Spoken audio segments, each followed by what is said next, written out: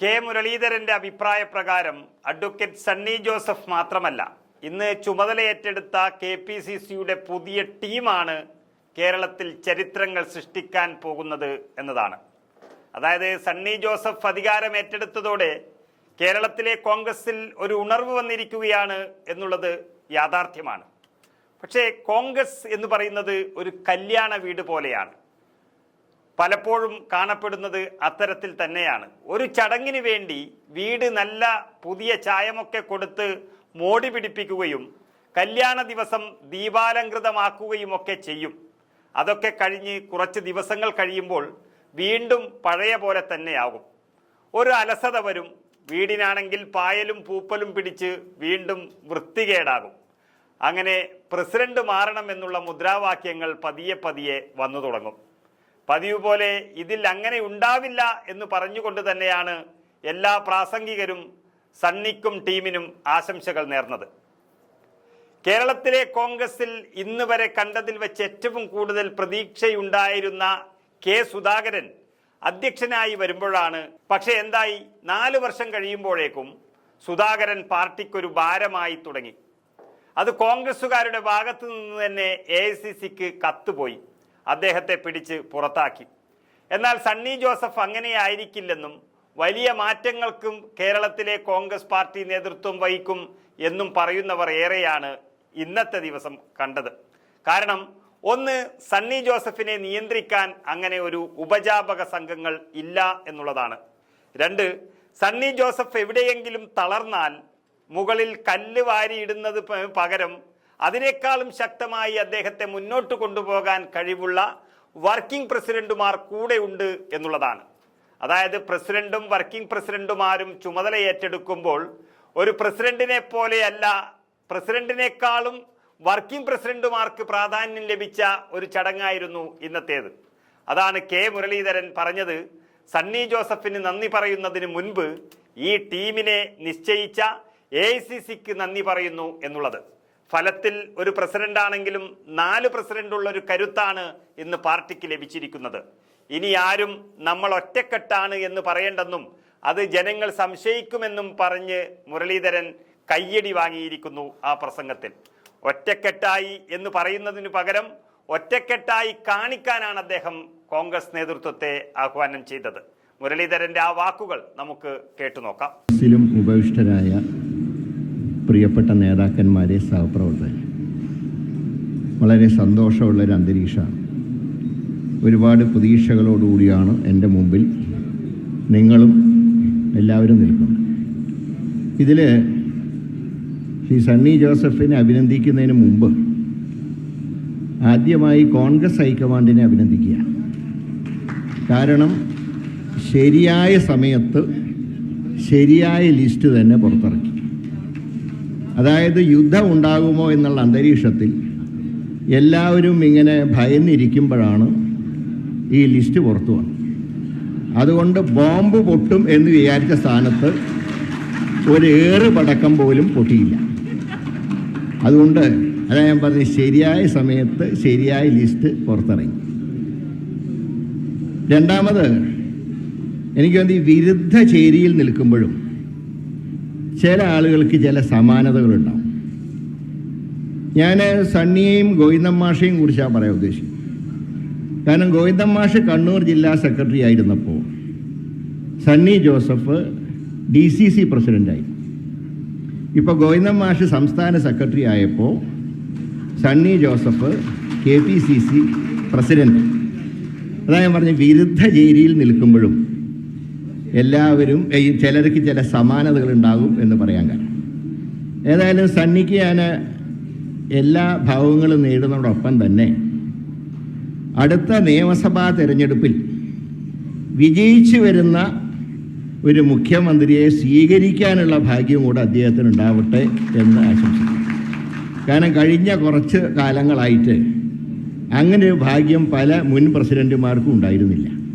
അപ്പോൾ അങ്ങനെ ഒരു സ്ഥിതിവിശേഷം ഉണ്ടാവാതെ കോൺഗ്രസിൻ്റെ ഒരു മുഖ്യമന്ത്രിയെ സ്വീകരിക്കാൻ അദ്ദേഹത്തിന് ഭാഗ്യമുണ്ടാവട്ടെ എന്ന് ആശംസിക്കുന്നു. ഇതിനെല്ലാത്തിലും ഉപരിയായി പണ്ട് ലീഡർ ശ്രീ കെ കരുണാകരൻ പറഞ്ഞൊരു വാചകം ഞാൻ ഓർപ്പിക്കുക. എല്ലാവർക്കും നല്ല സന്തോഷമുണ്ട്. നമ്മൾ സീറ്റിൻ്റെ എണ്ണം നമ്മൾ കൂട്ടി 100 മുതൽ 120 വരെയൊക്കെ കിട്ടും. പക്ഷേ ശ്രീ കെ കരുണാകരൻ എപ്പോഴും പറയുന്നൊരു വാചകമുണ്ട്, എലക്ഷൻ ജയിക്കാൻ കള്ള് വേറെ കുടിക്കണം എന്ന് അദ്ദേഹം പറയാൻ. വോട്ടർ പട്ടികയിൽ പേര് ചേർക്കാതെ ഈ അന്തരീക്ഷം ഒരു വിജയത്തിലേക്ക് നയിക്കാൻ കഴിയില്ല. അത് അക്കാര്യത്തിൽ ശ്രദ്ധ പതിപ്പിക്കാൻ എവിടെ കൂടി എല്ലാവരും പ്രതിജ്ഞ എടുത്തിട്ട് പിരിയാം. അങ്ങനെയുണ്ടെങ്കിൽ നമ്മൾ ഉദ്ദേശിച്ച പോലെ നമുക്ക് നല്ല വിജയം ഉണ്ടാവാൻ കഴിയും. ഏതായാലും ശ്രീ കെ സുധാകരൻ അദ്ദേഹം വളരെ നല്ല രീതിയിൽ 4 വർഷക്കാലം പ്രവർത്തിച്ചു. മാത്രമല്ല, പറയേണ്ട അദ്ദേഹത്തിനെ കണ്ടാൽ ഒരു പരുക്കനാണെന്ന് തോന്നുമെങ്കിലും പലപ്പോഴും അദ്ദേഹം ഒരു ലോല ഹൃദയനാണ് എന്നുള്ള കാര്യത്തിൽ സംശയമില്ല. അപ്പോൾ കാരണം നമുക്ക് പാർട്ടി നയിക്കണമെങ്കിൽ അങ്ങനെയൊക്കെ വേണമല്ലോ. ഇതൊക്കെ ഒന്ന് അഡ്ജസ്റ്റ് ചെയ്ത് കൊണ്ടുപോയാലേ നടക്കും. കാരണം പല തിരക്കാർ നമ്മുടെ കൂട്ടത്തിലുണ്ടല്ലോ. അപ്പോൾ അവരെയൊക്കെ മേയ്ക്കാൻ കഴിഞ്ഞു, നല്ല റിസൾട്ട് ഉണ്ടാക്കാൻ കഴിഞ്ഞു എന്നത് വലിയൊരു കാര്യം തന്നെയാണ്. അതുകൊണ്ട് തികച്ചും അഭിമാനത്തോടുകൂടെ തന്നെയാണ് അദ്ദേഹം ഇവിടെ നിന്ന് ഈ സ്ഥാനം ഒഴിയുന്നത്. പക്ഷേ തുടർന്നുള്ള പ്രവർത്തനങ്ങളിലും അദ്ദേഹത്തിൻ്റെ സഹായം നമുക്കുണ്ടാകും എന്നുള്ള കാര്യത്തിൽ തർക്കമില്ല. പുതിയ വർക്കിംഗ് പ്രസിഡൻറ്റുമാർ വന്ന് നല്ല കാര്യമാണ്. ഒരു തലമുറ മാറ്റാണ് ഞാൻ കാണുന്നത്. അത് വേണം, കുറേ കഴിയുമ്പോൾ മാറ്റങ്ങളുണ്ടാവണം.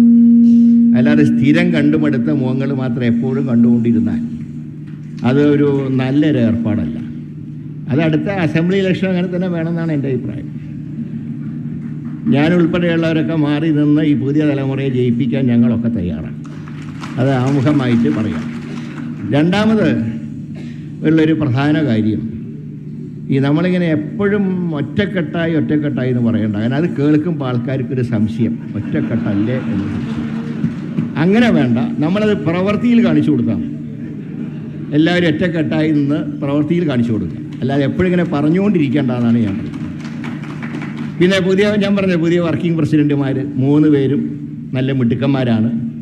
പ്രത്യേകിച്ച് വിഷ്ണുനാഥ് തെലങ്കാന തെരഞ്ഞെടുപ്പിൽ ഞാൻ അവിടെ സ്ക്രീനിങ് കമ്മിറ്റി ചെയർമാനായിരുന്നപ്പോൾ വളരെ കാര്യക്ഷമമായിട്ട് ആ സംസ്ഥാനത്ത് വർക്ക് ചെയ്തിട്ടുണ്ട്. അതിന് മുമ്പ് ഞാൻ കർണാടകത്തിൽ പ്രവർത്തിച്ചിട്ടുണ്ട്. പക്ഷേ കാര്യങ്ങൾ ഞാനൊക്കെ പലപ്പോഴും പല സ്ഥാനാർത്ഥികളെക്കുറിച്ചും അദ്ദേഹത്തിനോടാണ് സ്വകാര്യം ചോദിച്ചിരുന്നത്. ഇങ്ങനെയുള്ള സ്ഥാനാർത്ഥിയെ നിർത്തിയാൽ എങ്ങനെ ഇരിക്കും? അവരെക്കുറിച്ച് A to Z വിവരങ്ങൾ എനിക്ക് നൽകിയത് വിഷ്ണുനാഥാണ്.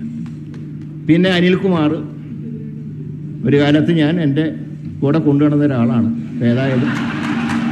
ഇപ്പോൾ ഏതായാലും കുറേ എത്തേണ്ട സ്ഥാനത്തൊക്കെ എത്തിയൊരു സന്തോഷമുണ്ട്. പിന്നെ ഷാഫിയുടെ മെച്ചം എന്ന് വടകരയിൽ കാലുകുത്തിയോ അതോടെ ഷാഫിയുടെ ഇത് ഉയർന്നുകൊണ്ടിരിക്കുകയാണ്. പക്ഷേ ഞാൻ തൃശ്ശൂർക്ക് മാറിയപ്പോൾ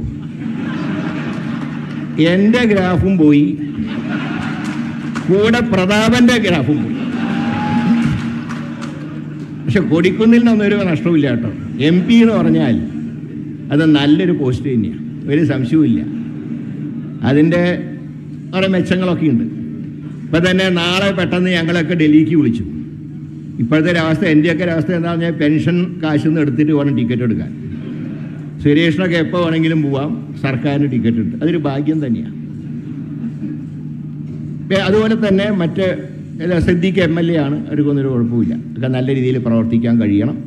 അപ്പം നല്ലൊരു ടീമാണ്. ആ ടീം വർക്ക് നല്ല രീതിയിൽ മുന്നോട്ട് പോയാൽ, വോട്ടർ പട്ടികയിൽ ആളെ ചേർത്താൽ നല്ല റിസൾട്ട് നമുക്കുണ്ടാവും, സംശയമൊന്നും വേണ്ട.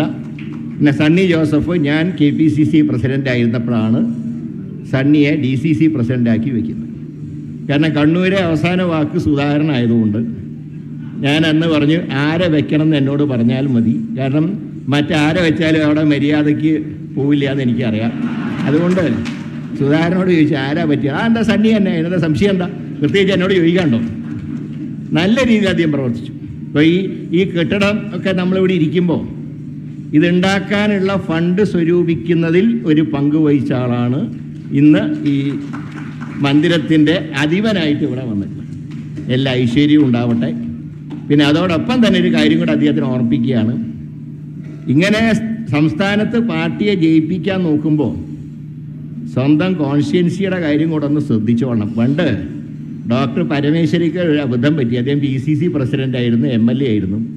ബാക്കി എല്ലാവരും ജയിപ്പിക്കാൻ ഓടിയപ്പോൾ അദ്ദേഹത്തിന് മാത്രം ജയിക്കാൻ കഴിഞ്ഞില്ല. അങ്ങനത്തെ ഒരു കുഴപ്പമുണ്ടാവരുത്. സണ്ണിയുടെ കാര്യവും നോക്കണം, കേരളത്തിലെ UDFൻ്റെ കാര്യവും നോക്കണം. അങ്ങനെ പോകാൻ കഴിയട്ടെ. അടൂർ പ്രകാശിനെ കുറിച്ച് ഞാൻ പറയണ്ട. പാർലമെൻറ്റിൽ ഞങ്ങൾ ഒരുമിച്ചുണ്ടായിരുന്നു. നിയമസഭയിൽ 8 വർഷം ഞങ്ങൾ ഒരുമിച്ച് പ്രവർത്തിച്ചു.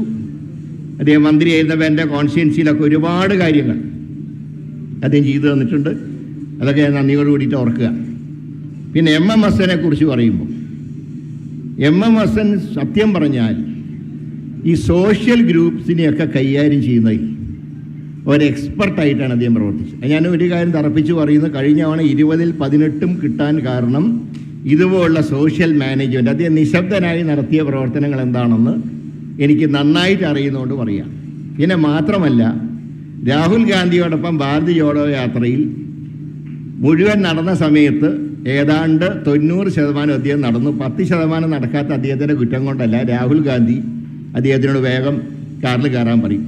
പക്ഷേ എങ്കിലും ഇത്രയും ദൂരം ഈ പ്രായത്തിൽ അദ്ദേഹത്തിന് നടക്കാൻ കഴിഞ്ഞു എന്നത് ഒരു നേട്ടം തന്നെയാണ്. അപ്പോൾ എല്ലാവർക്കും മംഗളം ഭവിക്കട്ടെ, സ്ഥാനം ഒഴിഞ്ഞവരുടെ ഭാവി ശോഭനമാവട്ടെ എന്ന് മാത്രം സൂചിപ്പിച്ചുകൊണ്ട് ഞാൻ എൻ്റെ എളിയ വാക്കുകൾ അവസാനിപ്പിക്കുന്നു. എല്ലാവർക്കും എൻ്റെ വിനീതമായ നമസ്കാരം.